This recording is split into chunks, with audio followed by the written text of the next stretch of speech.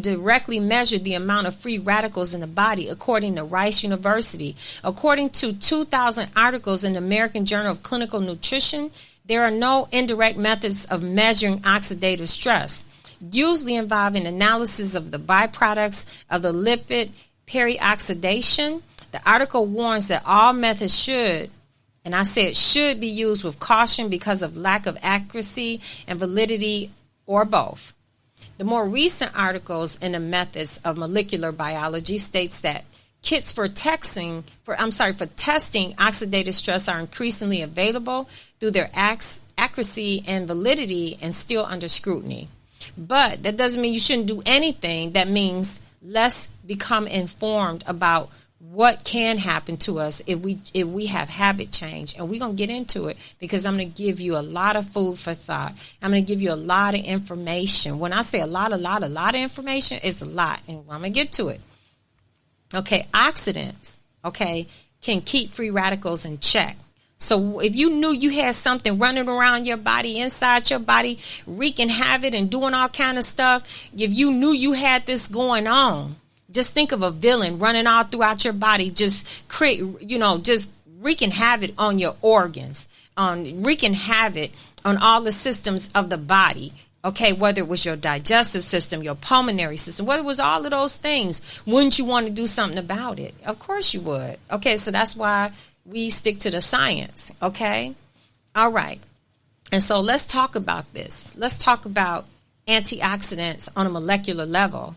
So antioxidants are molecules in cells that prevent free radicals from taking electrons and causing damage. Antioxidants are able to give an electron to a free radical without becoming destabilized themselves, thus stopping the free radical chain reaction.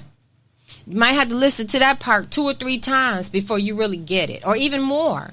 But it's not so much as that. We're going to help you understand what antioxidants, what they are, what they do, and how they help you. Antioxidants are natural substances whose job is to clean up the free radicals. So imagine you putting antioxidants in your body and they become like a washing machine, and they're just wringing and washing out the free radicals and wringing the byproduct out and getting it out your body. Just like fiber cleans up waste products in the intestines, antioxidants clean up free radicals waste in the cells. So we're talking about on a cellular level based on science. And that's what we're talking about. We're not just talking about something we're inventing. No, we're not. We're talking about what science has discovered, okay? What scientists have discovered, what they've written papers on. This is what we're talking about. And that's very important that we do this. So one of the doctors, Dr. Wright, said well-known antioxidants include beta-carotenes and other carotenoids, lutein, resveratrol, vitamin C, vitamin E, lycopene, and other phytonutrients, which we always talk about. If you don't know what some of this is, go back and listen to some of the other podcasts that in this actual season that I've gotten into. But I'm going to break a whole bunch more of this down. So even if once you listen to this, you probably go back and listen to some more stuff, because we're going to get to the meat and bones of all of what I just said and identify these things that you can use and take and why and how. Our body produces some antioxidants on its own, but it's not a sufficient amount to help us with what we really need. Oxidative stress occurs when there is an imbalance of free radicals and antioxidants, too many free radicals and too few antioxidants, according to the Pharmacogenesis Review. So we want to look at that. We want to look and see, what is this about? Antioxidants can be acquired through diet. And that's when now we're about to get to the meat and the bones, okay? We're about to get into what these antioxidants are and how you can take these naturally. Antioxidants are plentiful in fruits and vegetables, especially colorful fruits and vegetables, said Dr. Wright. Some examples include berries, tomatoes, broccoli, spinach, nuts, and green tea. If you just hear me for the first time, okay. But I've been preaching about this since we started our actual first or second podcast. of these type of foods. But we're going to go deep and we're going to review. We're going to go deeper than I've ever gone. Antioxidants become well known. They actually became super well known in the 90s. Like the 1990s, when scientists began to realize the possible effects of free radicals on cancer development, atherosclerosis, and other kind of conditions. During the subsequent decades, scientists have conducted many studies on the effects of antioxidants mixed with results. Wright gave a few examples. A 6-year trial, the age-related eye disease, ARED, followed and found that a combination of vitamin C, vitamin E, beta-carotene, and zinc offers some protection against the development of advanced age-related macular degeneration.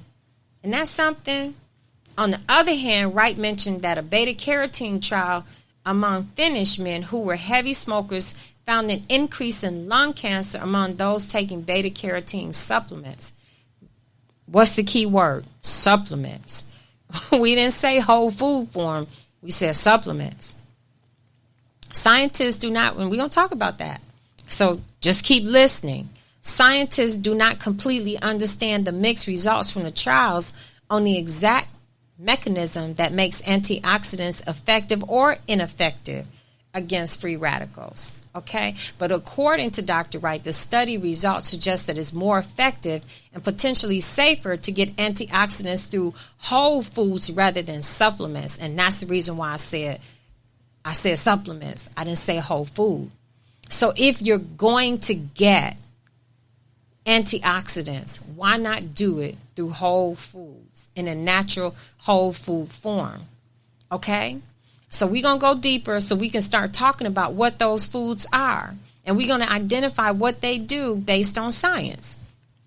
According to an article in Biochemical Society Transactions, intense aerobic exercise can induce oxidative stress. So if you're in there killing yourself, I'm trying to get in shape, and you doing it, I mean, just putting all of this stress on your muscles. And, when you work out, you do get more oxygen, but then don't do it to the point where it's oxidative stress. Burning fuel and high-intensity cardio exercises cause chemical reactions that make free radicals form at a faster rate.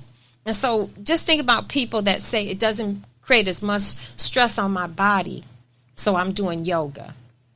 Think about that. Or people that say, okay, I'm exercising in moderation, or I'm going to do an exercise that doesn't create as much stress on my body, so I'll do water aerobics. Think about some of the things that you have heard.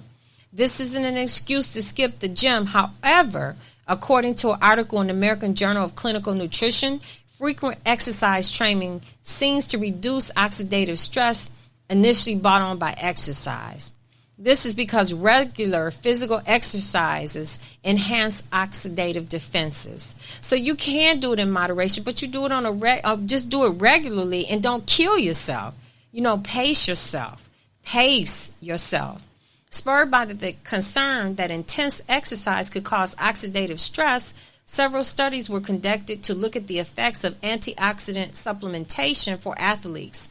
The American Journal of Clinical Nutrition article says that supplementing high-intensity exercise with antioxidant supplements produce no beneficial effects. However, regular exercise alone, did you hear that, was enough to build up antioxidant defenses against the initial exercise-induced oxidative stress.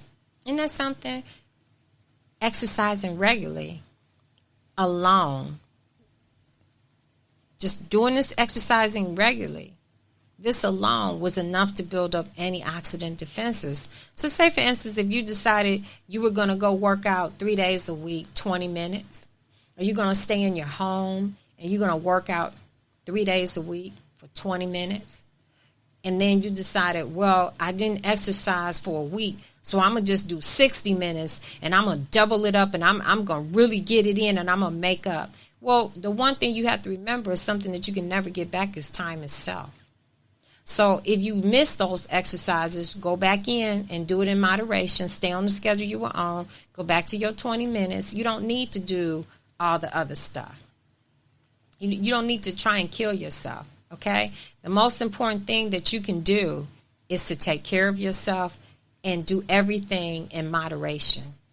Do everything in moderation, because when you start going out of the norm, then what you do is you create havoc in your body.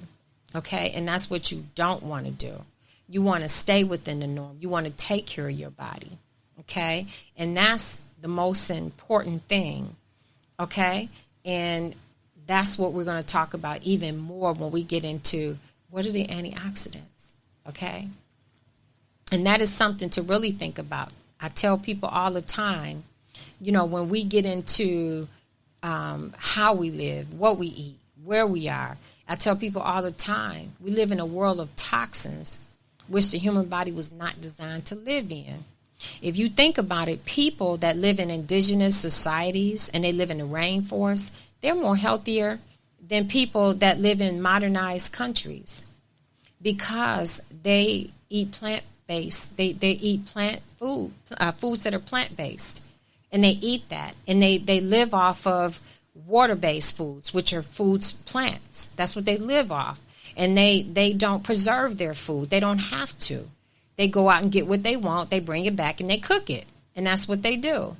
So it's back to the food we eat, the air we breathe, how we live, where we live. So what do? Okay, so we went through everything that's wrong. So let's talk about what do we do? And that's the part where I'm going to go to work.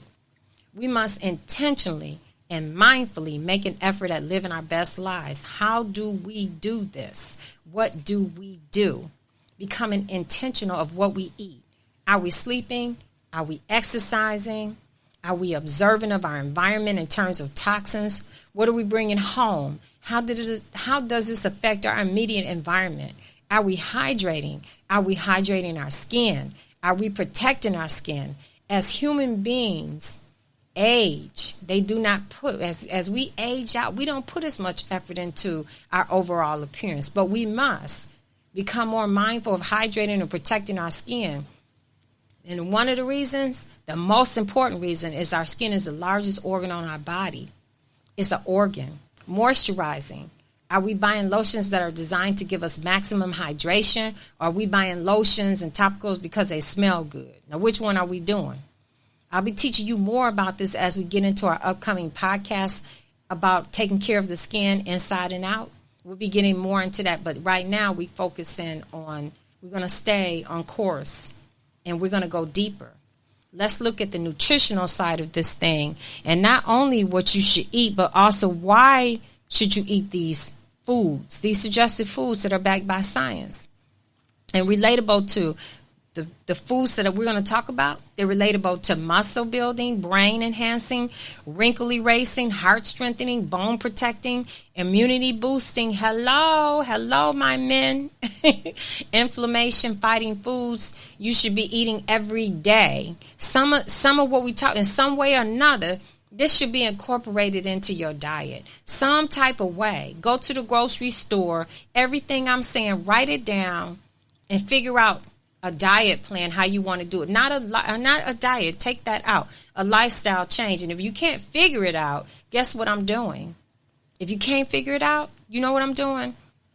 I'm actually something that you can access through our website is there's a university link that we have, the Auspicious Wellness University, which is not an actual accredited university. It's our university, and it's about what to eat, like demonstrations of some of the foods that we actually eat, some of the recipes, how to put it together, more in-depth information for you. You know what I'm saying? And also planners and also exercises to help you look at everything on paper and understand why do you have reactions to certain things, what foods help us, what foods keep us healthy. And it's all based on science, but it's there for you because I can't coach everybody all the time. So what I've done is done a lot of work around a lot of the episodes that are going to be coming up. And we're actually creating modules that some of them are 6 weeks courses, 8-week courses, 10-week courses.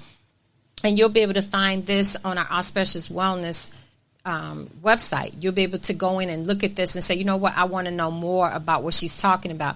And then if there's a module, if there's an actual platform that we created for you in the university, you'll be able to go in and see that, but not just that one. You'll be able to see more as we're releasing them. And so this is some of what we've been working on in our infrastructure all of November, and they're releasing.